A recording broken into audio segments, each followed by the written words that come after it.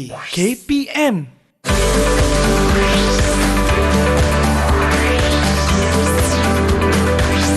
Didik TV KPM.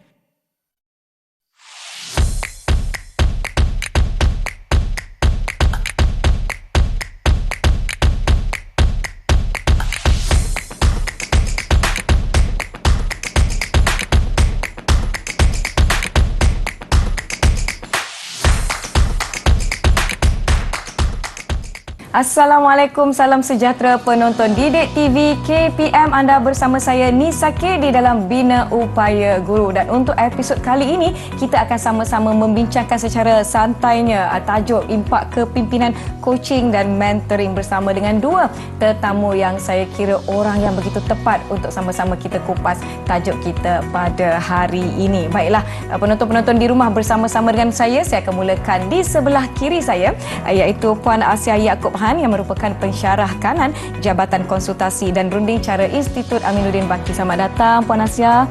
Terima kasih kerana bersama-sama dengan kami di Bina Upaya Guru. Dan di sebelah kiri Puan Asia, kiri ya Puan. Okey. Kita ada Puan Ainul Hidayah Abdul Rauf Al-Samawi yang merupakan Ketua Jabatan Konsultasi dan Runding Cara Institut Aminuddin Baki. Selamat datang Puan Ainul. Terima kasih kerana bersama-sama dengan kami di sini pada hari ini, menyentuh kembali kepada tajuk yang kita nak bincangkan hari ini ya Puan, impak kepimpinan, coaching dan mentoring. Saya buka sedikitlah mukadimah tajuk kita pada hari ini. Sistem khidmat pembangunan organisasi sehenti Sentral Maya Integrasi Kepimpinan ataupun KOSMI lebih mudah disebut telah pun menjadi platform kepada pemimpin pendidikan untuk mereka mendapatkan perkhidmatan pembangunan organisasi seperti coaching dan juga barisan coach Institut Aminuddin Baki IAB. Jadi KOSMI ini telah dibangunkan berdasarkan justifikasi untuk mensentralisasikan aktiviti-aktiviti KPO secara maya dan oleh coach IAB kepada barisan pemimpin pendidikan. Mungkin ramai yang macam tertanya-tanya, KOSMI, panjang pula nama, nak ingat apa dia KOSMI itu dan sebagainya. Jadi semestinya kepimpinan, coaching dan mentoring ini memberi impak yang besar kepada pengetua dan juga guru besar atau PJB untuk mereka mendapatkan perkhidmatan konsultasi secara alam maya. Maklumlah sekarang ni kita dah pendigitalan, segala-galanya menerusi gadget di tangan, peranti dan sebagainya. Jadi dalam masa yang sama juga sistem KOSMI ini dapat menjimatkan masa, tenaga dan kewangan PJB itu sendiri. Jadi boleh Puan terangkan, soalan saya mungkin untuk Puan Asiah ya, boleh Puan terangkan apakah kepimpinan, coaching dan mentoring yang kita sebut-sebutkan di dalam tajuk episod kita hari ini. Silakan Puan. Okey, terima kasih Nisa. Baik. Kepimpinan, coaching dan mentoring ini adalah kepimpinan yang mengutamakan sokongan dan juga bimbingan. Okay? Jadi sebagai seorang pemimpin yang amalkan coaching dan mentoring, dia akan mengelompokkan kaki tangannya kepada kelompok yang memerlukan coaching dan kelompok yang memerlukan mentoring. Okay, dan dia akan membimbing dan menyokong kelompok ini mengikut keperluan yang kelompok-kelompok tadilah.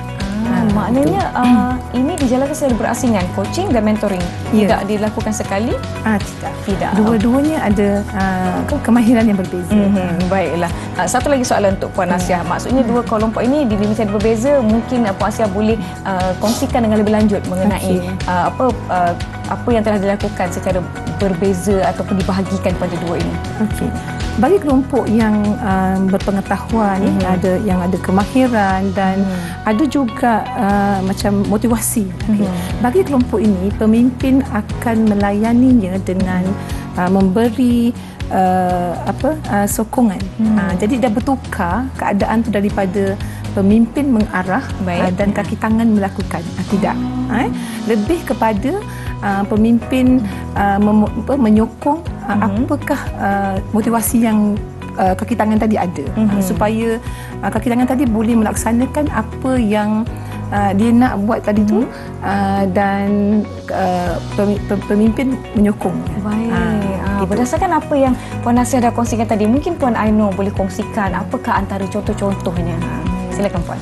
Nisa, sebenarnya ada saya berikan contoh di sini. Contoh paling mudah adalah seorang guru baru dia hadir di sekolah. Dia memerlukan seorang coach ataupun mentor. Jadi guru baru ini biasanya akan menjadi coach ataupun mentee kepada guru yang berpengalaman. Sama mata pelajarannya. Jadi kepakaran tadi itu dipindahkan kepada guru lama. Itu cara dia. Baik. Mata pelajaran bahasa Inggeris, matematik, bahasa Arab dan sebagainya lah. Jadi peranan coach ni ada perbezaan yang besar. Ini coach ni dia tak menunjuk ajar, tak menasihati, tapi dia mengoptimumkan potensi klien dia tadi.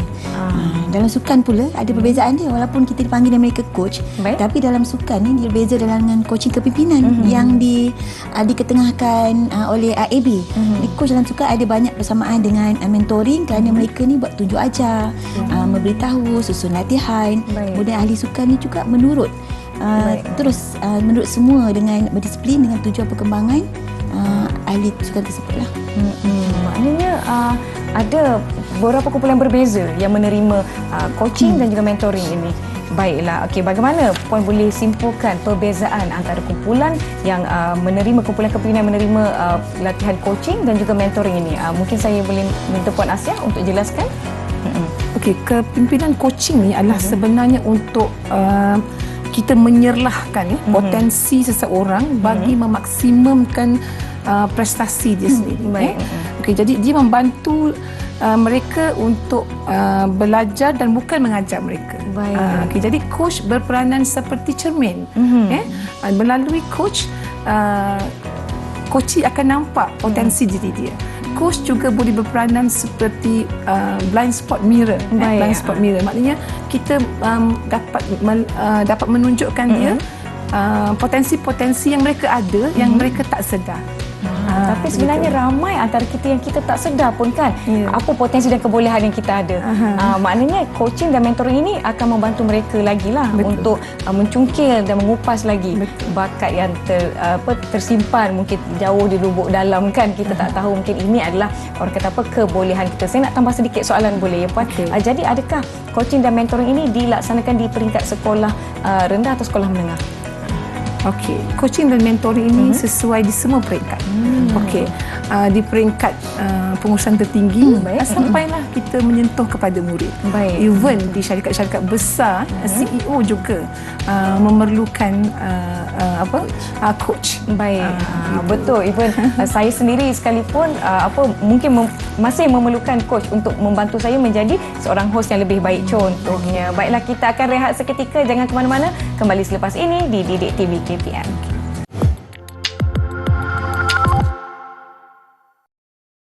Anda masih menonton Bina Upaya Guru di saluran Didik TV KPM. Masih bersama saya Nisa K dan Puan Asia serta Puan Ainul bagi berkongsi dengan lebih lanjut tentang tajuk kita hari ini, impak kepimpinan coaching dan mentoring. Berbalik kepada apa yang telah kita bincangkan setakat ini, saya sebenarnya berminat sangat nak mengetahui bagaimana seorang pemimpin yang bertindak sebagai coach, mereka membimbing pula coachee di bawah mereka hinggalah coachee mereka berjaya. Jadi apa tindakan ataupun tools, alat yang mereka gunakan di dalam orang kata apa, sesi coaching ini? Mungkin Puan Ainul boleh kongsikan dengan lebih lanjut. Silakan Puan. Ya, boleh Puan Nisa. Jadi untuk seorang mentor ini, mereka ada pengetahuan dan kemahiran dalam bidang yang untuk digunakan ataupun dipindahkan pengetahuan tadi kepada seorang mentee. Manakala coach pula, dia mesti mahir dalam teknik penyoalan. Teknik penyoalan untuk mengeluarkan potensi diri klien tadi ataupun diri coachee. Tapi kedua-dua mentor dan coach ni perlu memulakan hubungan yang baik. Jadi dia perlu ada saling percaya, komitmen kepada antara satu sama lain kepada hubungan tadi.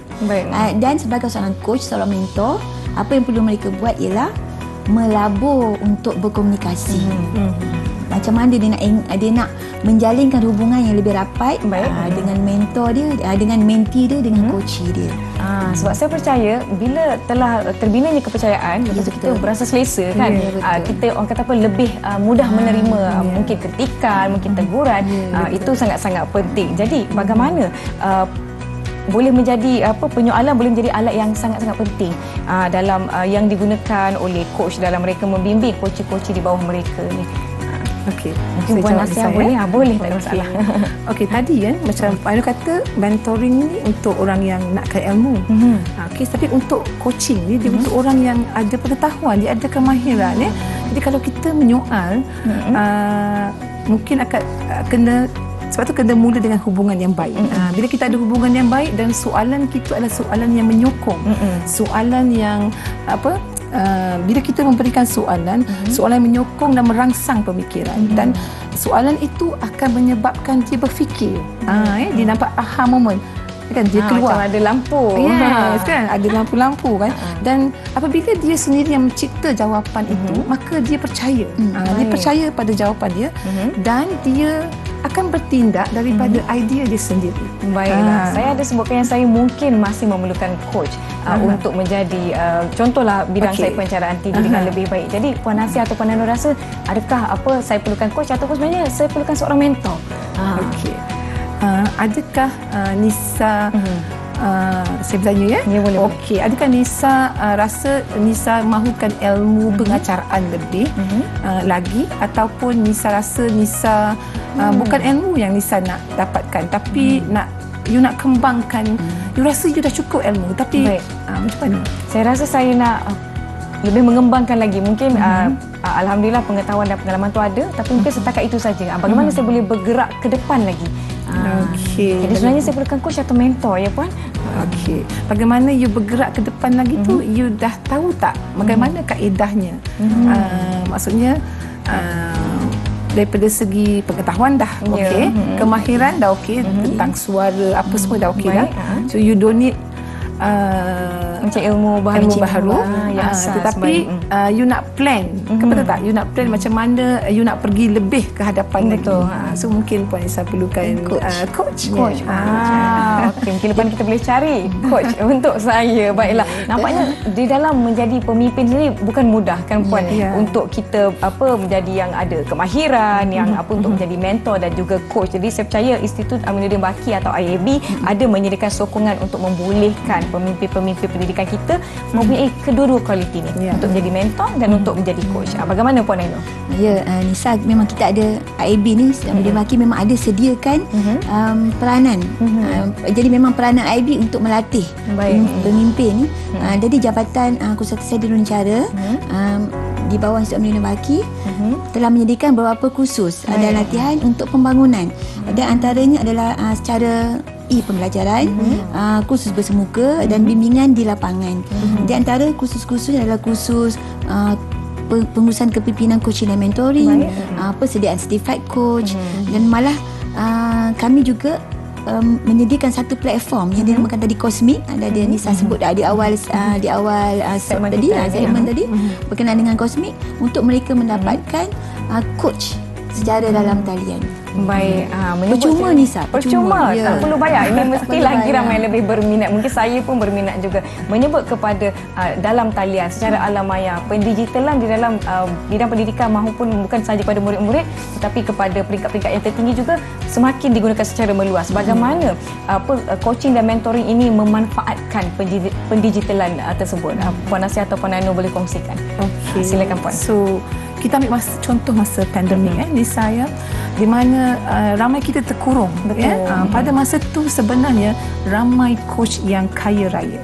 Saya bagi contoh seorang coach profesional, apabila dia nak coach seorang CEO, dia kena terbang daripada Malaysia pergi ke katalah klien dia ada dekat Australia. So dia akan ambil masa dan dibayar atas masa coaching dia, pergerakan. Tetapi dalam masa pandemik tersebut, dia tak perlu bergerak. Dalam satu hari dia boleh buat coaching kepada ramai klien dia.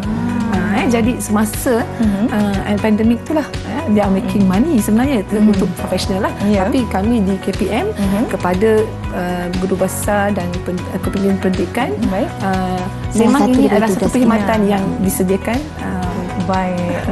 Ini bermakna walaupun dalam keadaan kita terpaksa berkurung pun sebenarnya ia menjadi pemangkin kepada penggunaan pendigitalan yang lebih meluas, malah di dalam bahagian coaching dan juga mentoring. Kita akan rehat seketika. Penonton di rumah jangan ke mana-mana, kembali selepas ini di Didik TV KPM.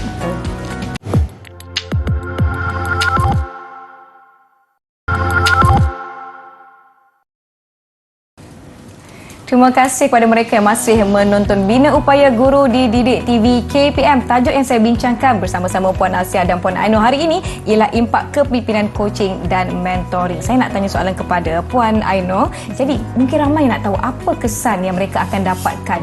Apakah impak kepada mereka sekiranya mereka menyertai sesi coaching dan mentoring ini? Silakan Puan. Sebenarnya Nisa, pemimpin yang fokus untuk meningkatkan prestasi organisasi dengan mengamalkan kepimpinan dalam coaching dan mentoring, dia akan dapat 3 impak. Baik. Pertama, kepada kaki tangan dia sendiri. Yang kedua, kepada dirinya sendiri sebagai seorang pemimpin, sebab dia melaksanakan, dia juga sebagai seorang coach. Yang ketiga adalah kepada organisasi dia. Baiklah, maknanya impak ni menyeluruh kepada seluruh organisasi tersebut, maknanya daripada bawah ke atas ya. Ya, betul. Daripada diri kepada diri sendiri sebagai seorang coach. Daripada diri sendiri kepada kepimpinan orang anak buahnya dan juga secara keseluruhan organisasi. Baiklah, mungkin Puan Asia pula boleh terangkan apa kesan-kesan yang dapat diterima oleh kaki tangan sesebuah organisasi tersebut yang mempunyai pemimpin yang mengamalkan kepimpinan secara coaching dan mentoring ini. Okey.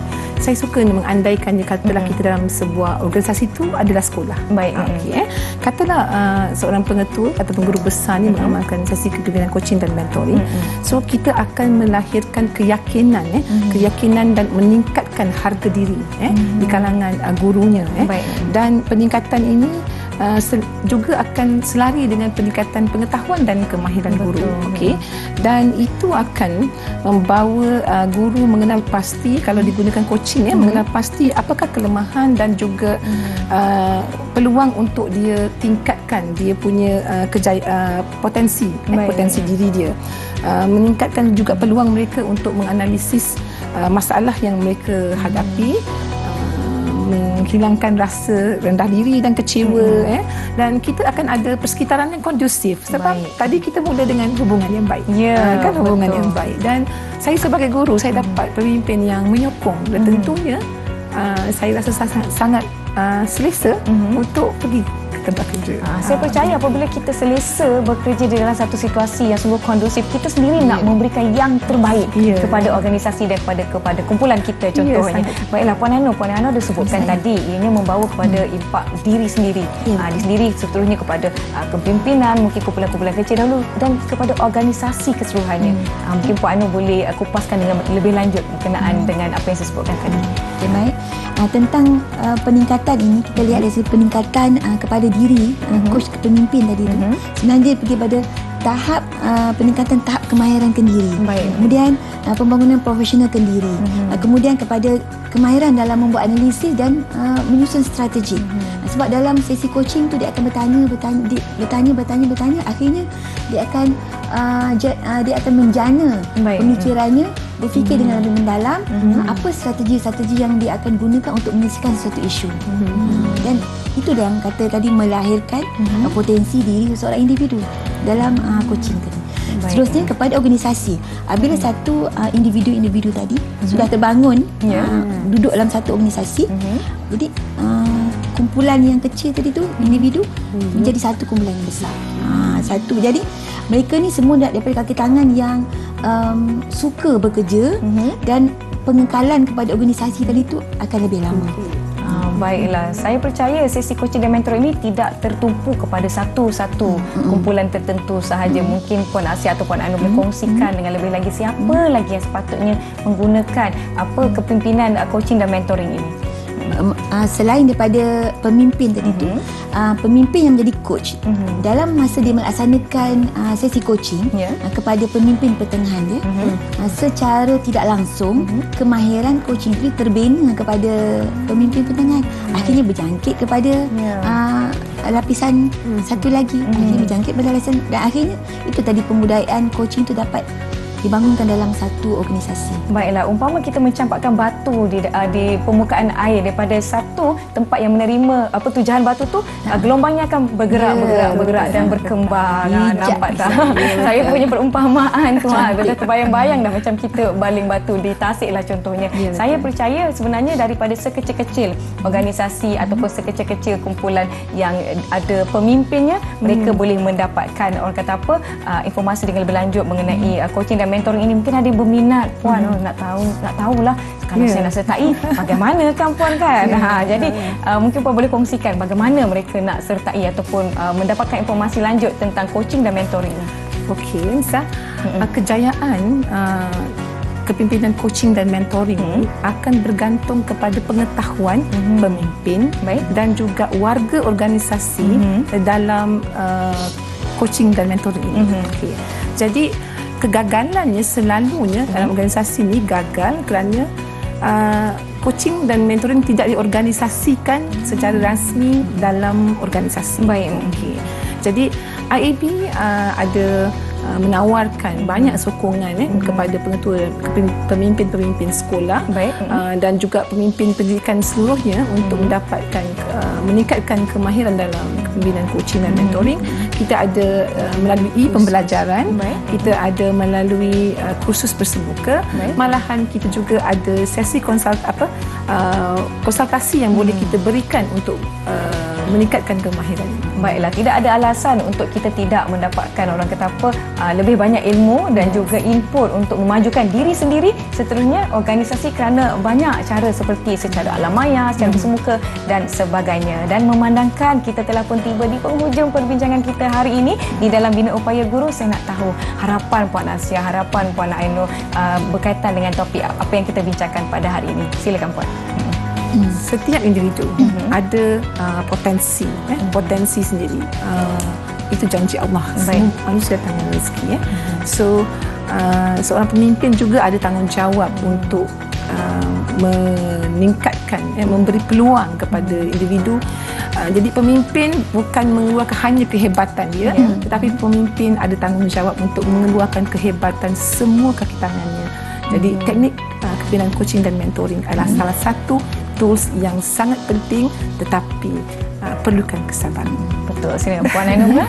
Untuk saya lihat generasi sekarang ni macam Nisa, bukan generasi yang buat tunjuk begitu, tapi mereka perlu dibangunkan secara kreatif. Perlu dibangun secara kreatif, kemudian diberi peluang untuk menyuarakan bagaimana untuk melaksanakan sesuatu tugasan. Proses tu adalah hak mereka untuk mencapai kepada matlamat. Jadi melalui proses kita laksanakan coaching sebab kita bertanya dia bagaimana dia nak buat, bagaimana dia nak, apa yang mampu dia laksanakan, bagaimana situasi dia sekarang, apa lagi tindakan dia perlu laksanakan. Itu antara sebabnya penyoalan itu penting coaching. Jadi harapan saya kepada pengetua dan guru besar di mana IAB telah menyediakan satu platform yang cantik untuk mereka mendapatkan sesi coaching secara dalam talian. Jadi mereka boleh dapatkan sesi coaching secara maya melalui para pensyarah coach IAB yang iktiraf. Telah iktiraf pelbagai sijil mereka dapat berlatih teknik tersebut, dapatkanlah sesi coaching tersebut secara maya dalam Kosmik.